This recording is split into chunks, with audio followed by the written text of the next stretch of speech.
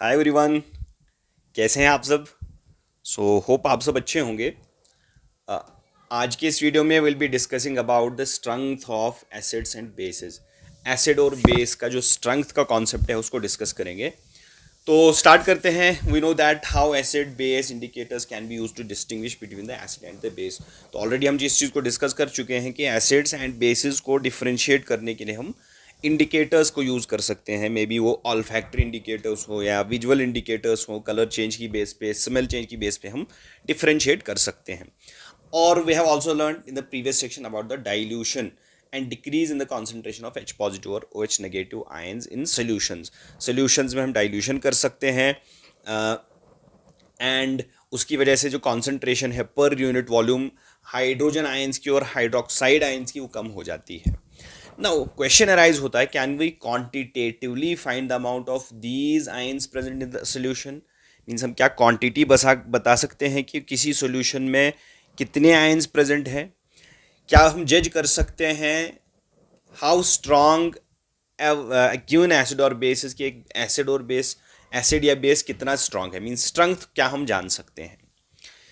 We can do this by making use of universal indicator. तो universal indicator को use करके हम ये चीज कर सकते हैं। And what is universal indicator? ये एक मिक्सचर होता है सेवरल इंडिकेटर्स का। मीन्स इसमें बहुत सारे डाइज होते हैं, अलग अलग तरह के डाइज होते हैं एंड अलग अलग तरह के इंडिकेटर्स का मिक्सचर होता है। एंड इसकी खास बात यह है कि जो यूनिवर्सल इंडिकेटर होता है shows different colours at different concentrations of hydrogen ions in solution. तो एक wide range of colour change हमें मिलता है with different types of acids. Strength की बेस पे जो अलग अलग तरह के एसिड्स होते हैं, तो अलग अलग एसिड्स अलग अलग कलर शो करते हैं यूजिंग दिस यूनिवर्सल इंडिकेटर, जिससे हमें आइडिया मिलता है कि स्ट्रेंथ क्या है एक एसिड और बेस की। Scale for measuring hydrogen ion concentration in the solution is called pH scale. तो हमारे पास एक स्केल है जिसको हम यूज करके हाइड्रोजन आयन कॉन्सेंट्रेशन को कैलकुलेट कर सकते हैं, मेजर कर सकते हैं। तो इसमें जो पीएच में जो पी का अल्फाबेट है, इसका मतलब होता है पोटेंस, जो कि एक जर्मन वर्ड है जिसका मतलब पावर। ओके, सो पीएच स्केल जो है, हम इस पे क्या कर सकते हैं, we can measure pH generally from zero. इसकी स्केल इट्स फ्रॉम 0 to 14। तो इसकी स्केल वैरी होती है from 0 to 14। This is the range of the pH जो यूजुअली एसिड्स और बेसिस का पीएच होता है। सो pH should be thought of simply a number that indicators the acidic और basic nature of the solution. तो पीएच से हमें इतना पता चलता है कि कितना एक एसिडिक या कितना बेसिक एक सोल्यूशन होता है। तो जितनी हाइड्रोनियम आयन कॉन्सेंट्रेशन ज़्यादा होगी उतना पीएच का वैल्यू कम होगा।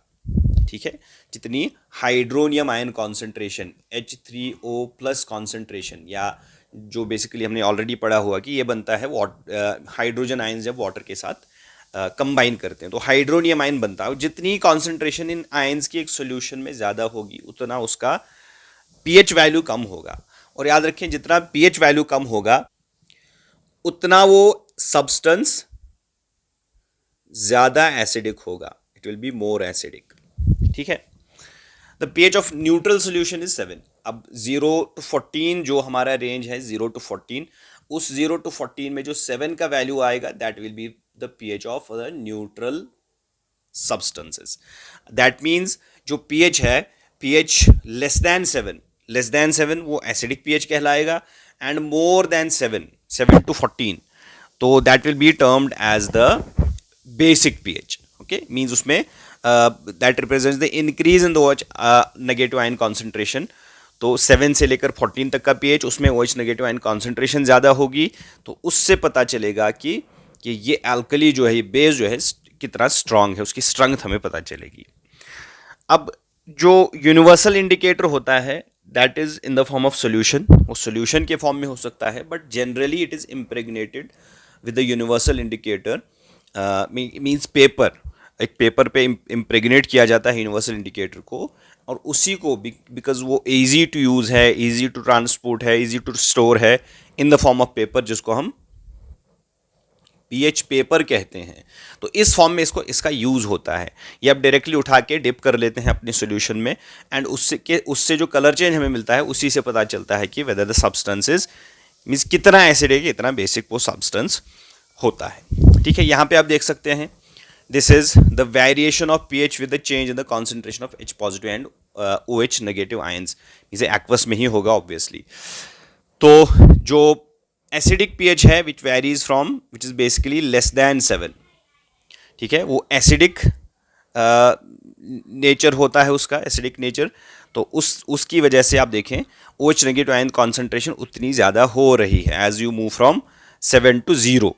ठीक है, तो increase in H positive ion concentration from 7 to 0 means जितना हम पीछे जाएंगे 0 की तरफ, एंड जितना हम 7 से लेकर 14 तक जाएंगे उतनी डिक्रीज होगी इसकी concentration. In other words we can say O H negative ion concentration increase होगी एंड वो बेसिक नेचर का सोल्यूशन बनेगा। तो इस तरह से हम पीएच जो यूनिवर्सल इंडिकेटर है उसको यूज करके हम एक एसिड की या बेस की स्ट्रेंथ को बता सकते हैं on the base of the colour change. So next we have an activity. एक एक्टिविटी यहाँ पे है, एक्टिविटी 2.11। तो इसमें क्या है, test the pH values of the solutions given table 2.2। यहाँ 1 से लेकर 10 तक आप देखें अलग सॉल्यूशंस हैं, अलग अलग तरह के सॉल्यूशंस हैं, इनके पीएच वैल्यूज हमें रिकॉर्ड करने हैं। What is the nature of each substance on the base of your observation.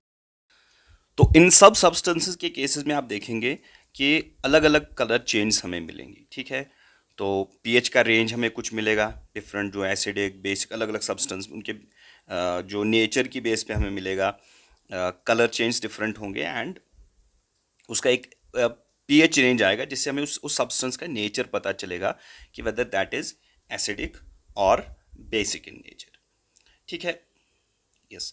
तो यहाँ पे जो रेंज दिया है, you can see pH of some common substances shown on the pH paper, colours are only a rough guide है। ठीक है, तो गैस्ट्रिक जूस जो यूजुअली जो हाइड्रोक्लोरिक एसिड है, आप देखिए इसका पीएच इज अराउंड 1.2 मीन्स ठीक ठाक एसिडिक है, अच्छा खासा एसिडिक स्ट्रॉन्ग एसिड है ये। लेमन जूस इज अगेन 2.2, तो ये भी एसिडिक है लेकिन गैस्ट्रिक जूस से थोड़ा सा कम एसिडिक है। प्योर वाटर या ब्लड 7.4 के रेंज में, इसके रेंज में इसका पीएच आ जाता है। तो we can say slightly blood slightly basic है, pure water is neutral in nature. Milk of magnesia that is magnesium hydroxide जो कि एक बेस है, उसका पीएच 10 का वैल्यू आ जाता है, that means it's also good base, बहुत ज़्यादा स्ट्रॉन्ग नहीं है, बहुत ज़्यादा वीक बेस भी नहीं है। एंड सोडियम हाइड्रोक्साइड को देखें, it is having a pH of 14 means बहुत ही ज़्यादा स्ट्रॉन्ग बेसिस है, बेस है सोडियम हाइड्रोक्साइड। तो the strength of acids and bases depends on the number of H positive ions and O H negative ions produced. ठीक है, respectively means acids के लिए जो नंबर ऑफ हाइड्रोजन आयंस हैं, H positive ions हैं, उस पर डिपेंड करेगा पीएच का वैल्यू या उसकी स्ट्रेंथ हम कहेंगे, एंड बेसिस के लिए ओ एच नेगेटिव आयंस की कॉन्सेंट्रेशन। तो जितनी यहाँ पे पॉइंट याद रखें कि जितनी एच पॉजिटिव आयंस की कॉन्सेंट्रेशन ज़्यादा होगी उतना पीएच का वैल्यू कम होगा। ठीक है, उतना पीएच का कम वैल्यू होगा। तो हम लिखेंगे more H positive ion concentration, इसका मतलब क्या है, it means more acidic. More acidic का मतलब ये होगा कि इसका पीएच वैल्यू लेस होगा।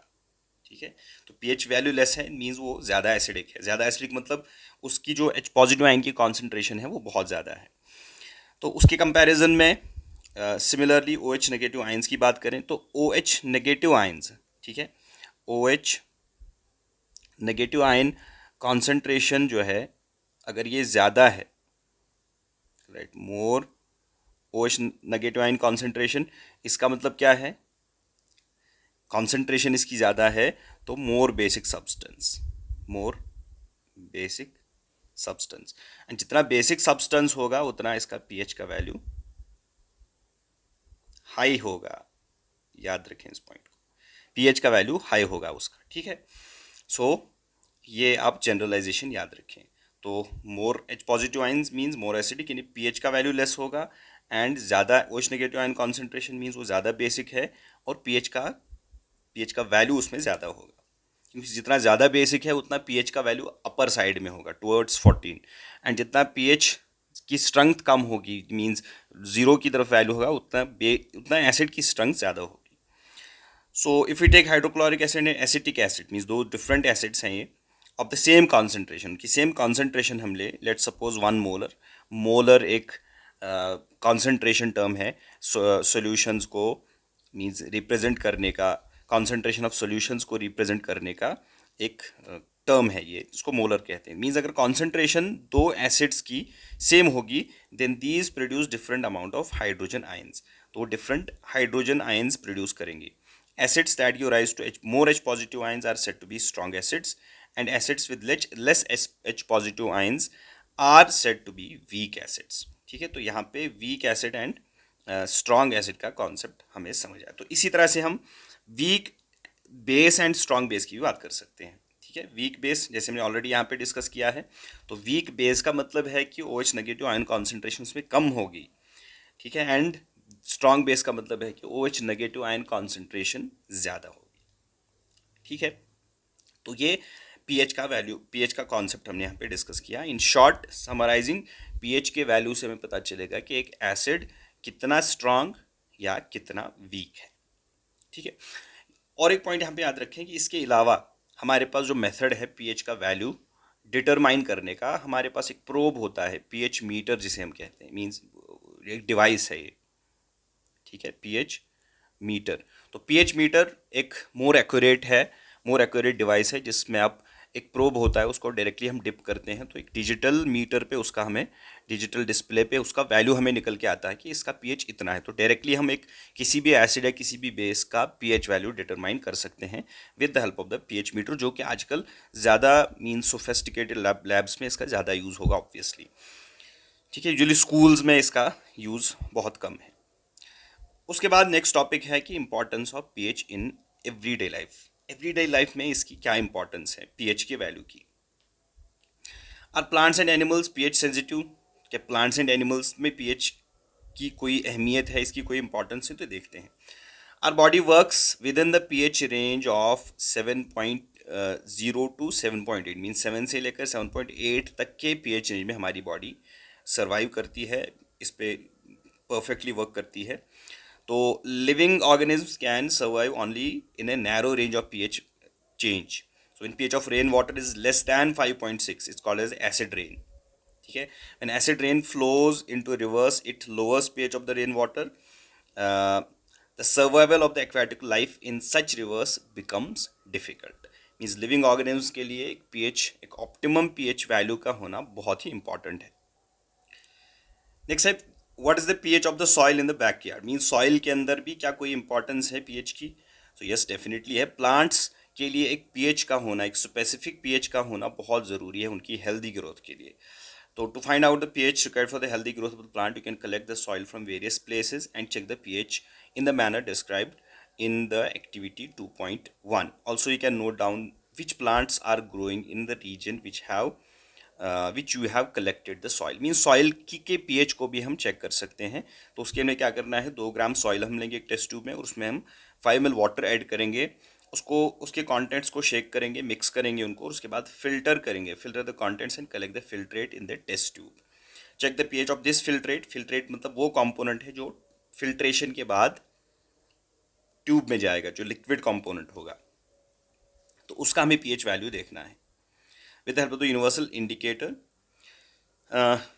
What can you conclude about the ideal pH of the for the growth of the plants in your region. तो इस एक्टिविटी से हम अपने अपने रीजन में कर सकते हैं, तो उससे हमें पता चलेगा कि ऑप्टिमम पीएच क्या हो सकता है. तो आई विल टेल यू कि जो ऑप्टिमम पीएच यूजुअली चाहिए होता है वो 7 से लेकर 8 के रेंज में प्लांट्स के लिए ऑप्टिमम पीएच होता है. ठीक है, प्लांट्स की ग्रोथ के लिए, प्रॉपर ग्रोथ के लिए.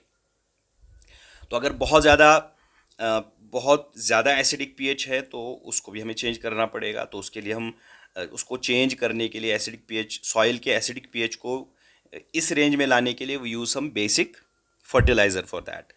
एंड अगर बहुत ज़्यादा बेसिक है उसमें भी प्लांट्स की ग्रोथ सही से नहीं होगी, तो उसको भी इस रेंज में लाने के लिए विल यूज़ एसिडिक फर्टिलाइजर्स। ये उसका एक सोल्यूशन होगा।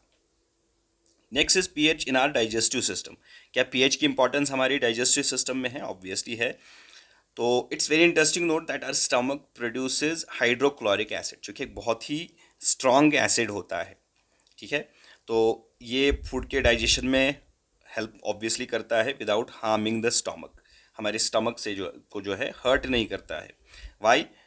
आपको ये चीज़ अपने बायोलॉजी में पढ़ी होगी कि क्योंकि स्टमक पे एक कवरिंग होती है, म्यूकस की कवरिंग। तो उस कवरिंग की वजह से ये स्टमक को इफ़ेक्ट नहीं कर पाता है, एंड इसलिए डाइजेशन में हेल्प करता है। प्लस ऑल्सो ये जर्म्स वगैरह अगर फूड के साथ हम इंजेस्ट कर लेते हैं तो उनको भी किल कर देता है। ठीक है, तो जब एसिड इंडाइजेशन होती है, the stomach produces too much acid and this causes pain and irritation. Means जब कोई बंदा ज़्यादा खा लेता है या कोई ज़्यादा स्पाइसी खाना खा लिया तो उसकी वजह से जो ये एसिड का अमाउंट है स्टमक के अंदर वो ज़्यादा प्रोड्यूस हो जाता है, एंड एसिड इंडाइजेशन हो जाती है। इसमें इरिटेशन, पेन, स्टमक पेन ये सब होने लगता है, एंड अनईजीनेस एक आदमी फील करता है। तो इससे छुटकारा पाने के लिए what you have to use some bases. ठीक है, एसिड बेस रिएक्शन आप याद करें, यहाँ पे उस एसिड को न्यूट्रलाइज करने के लिए हम बेस का यूज़ करेंगे, ताकि हम जब कोई बेस पिएंगे मीन्स एज ए मेडिसिन, तो वो स्टमक के इस एसिड को न्यूट्रलाइज करके उसके इफेक्ट को न्यूट्रलाइज करेगा, कम करेगा, ख़त्म करेगा। Yes, so one such remedy has been suggested to you in the beginning of the chapter. These antacids, in medicines को antacids कहा जाता है। they neutralize the excess acid.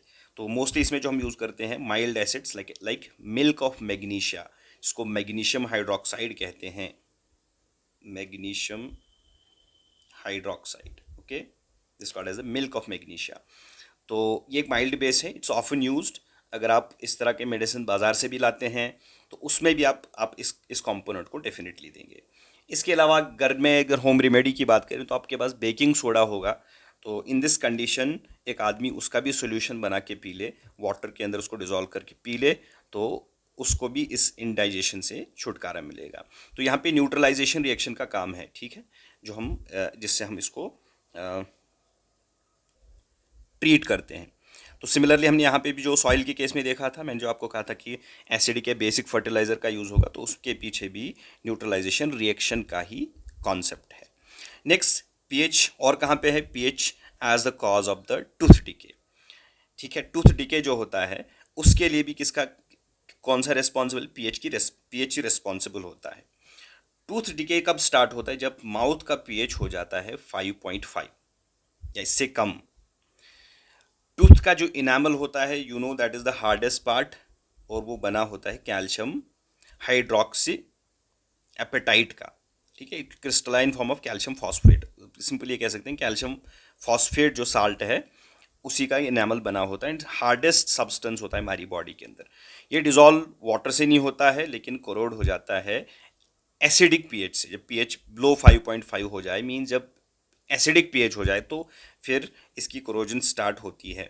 तो जब भी हम खाना खाते हैं उसके बाद खाना that sticks in the mouth teeth, उसके बाद जो बैक्टीरिया हैं वो उस पर आके डाइजेशन कर लेते हैं, degradation of sugar and food particles they remain the mouth after eating.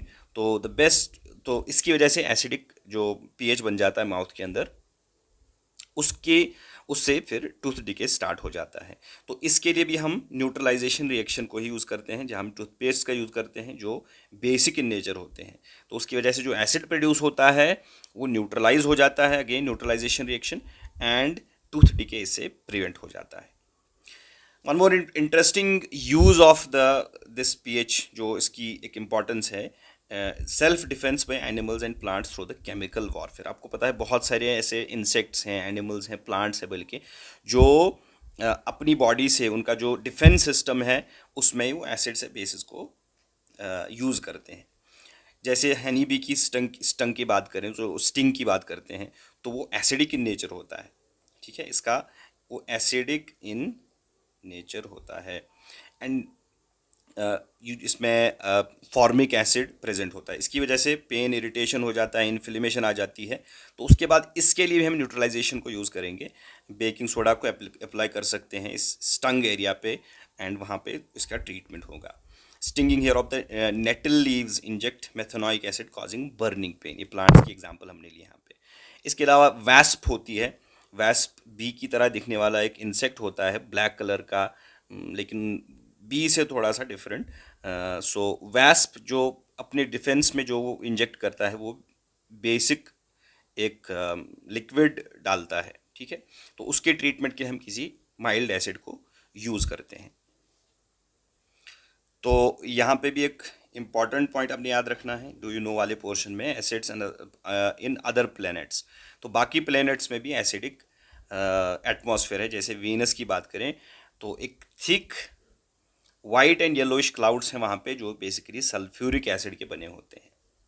तो इसलिए यहाँ पे लाइफ एग्जिस्ट नहीं करती है, एंड कंट्रीज़ यहाँ पे अपना स्पेस मिशन भी नहीं भेजते हैं। Till now it has not been done, maybe future में इस तरह का कोई हो जाए। लेकिन क्योंकि यहाँ पे एसिड्स प्रेजेंट हैं, बहुत हार्श क्लाइमेट है, टेम्परेचर बहुत ज़्यादा है, एसिडिक वेदर है, एसिडिक क्लाइमेट कैन से वहाँ का एटमॉस्फेयर है, सो ऑब्वियसली वहाँ पे जाना बहुत मुश्किल है एज ऑफ नाउ।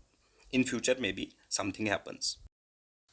और इसी तरह से यहाँ पे भी एक इम्पॉर्टेंट इन्फॉर्मेशन शेयर की गई है कि nature provides neutralisation options. Nature में भी न्यूट्रलाइजेशन ऑप्शंस हमें मिलते हैं। जैसे हमने पहली बात की थी, एग्जांपल एक दी थी नेटल प्लांट की। सो नेटल भी एक ऐसा प्लांट है जो अपनी डिफेंस के लिए, जो अपने डिफेंस के लिए एसिड्स को, जिसमें एसिड्स का यूज़ होता है। तो ये एक वाइल्डली ग्रो होने वाला प्लांट है। इसके leaves they have the stinging hair. जब कोई इसको एक्सीडेंटली टच कर जाता है तो it causes painful, means feeling आने लगती है, it feels painy and some irritation is also there. So why? Because this is the methanoic acid secreted by them. तो इनसे में इनके अंदर बेसिकली मेथेनोइक एसिड होता है, सो जो ये सिक्रीट करते हैं। तो traditional remedy is rubbing the area with the leaf of the dog plant, ठीक है। डॉग प्लांट जो है grows besides this nettle plant itself, means nature ने ऑलरेडी इसकी रेमेडी भी वहीं पे रखी है। जहाँ पे नेटल ग्रो होता है वहीं पे डॉग प्लांट भी ग्रो होता है। Then can you guess the nature of the dog plant. अब डॉग प्लांट के क्या नेचर को हम गेस कर सकते हैं यहाँ पे कि किस तरह का ये सब्सटेंस प्रोड्यूस करता होगा, क्योंकि यहाँ पे न्यूट्रलाइजेशन होगी। तो बहुत ही क्लियर है, क्योंकि अगर nettle leaves they have the methanoic acid, तो इनके पास एसिड है।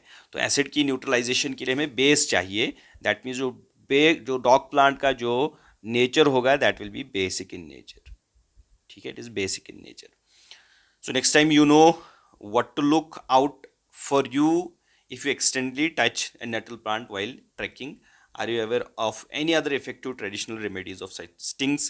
क्या इस तरह के stings का कोई और रेमेडी हो सकती है? तो यस, हो सकती है, बिकॉज अगर फॉर एग्जाम्पल नेटल ही एक्सीडेंटली हमने टच किया तो we can use, instead of using the dog plant, अगर डॉग प्लांट लेट सपोज हमारे पास नहीं है तो हम किसी माइल्ड बेस को यूज़ कर सकते हैं। We can use baking soda as a simple remedy, जो एक होम रेमेडी भी हो सकती है, that we can use in this case.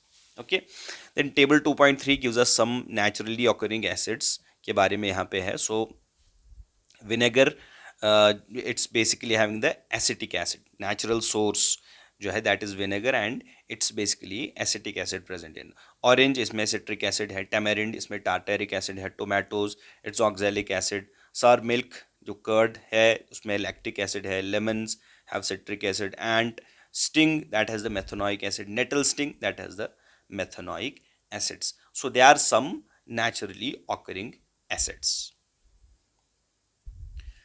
तो यहाँ पे हम इस वीडियो को एंड करते हैं। नेक्स्ट वीडियो में will be talking about the salts, जो कि थर्ड पार्ट इस चैप्टर का रहेगा, एसिड्स, बेस एंड साल्ट्स। तो साल्ट्स में भी कुछ इंपॉर्टेंट साल्ट्स हम डिस्कस करने वाले हैं, so that we will discuss in the coming video.